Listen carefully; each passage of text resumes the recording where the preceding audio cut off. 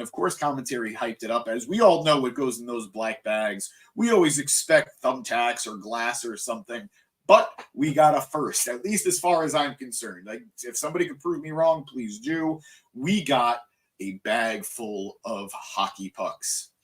It was a fun, silly bit.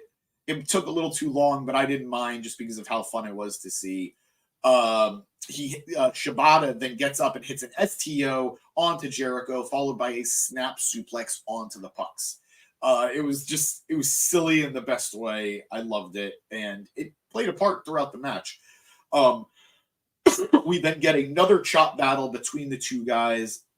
Shibata basically no-selling it and just acting like an absolute badass, an absolute G. We go to commercial as Shibata is landing the loudest chops and the crowd is reacting in tow. Now, let me actually speak about the crowd really quickly. Throughout the night, I thought they were there, but I think they could have delivered a little bit better.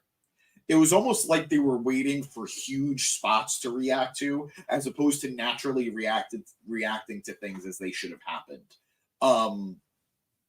They weren't silent, but they were not as loud, or they weren't as consistent as they should have been, in my opinion. But they did react here, and I will give them credit for that.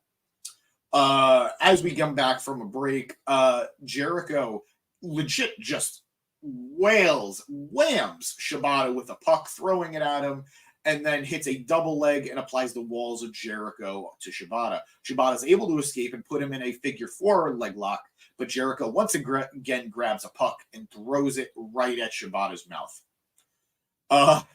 Taz got a good one in saying, "Look, the puck," lots of puck humor, lots of Canadian humor tonight.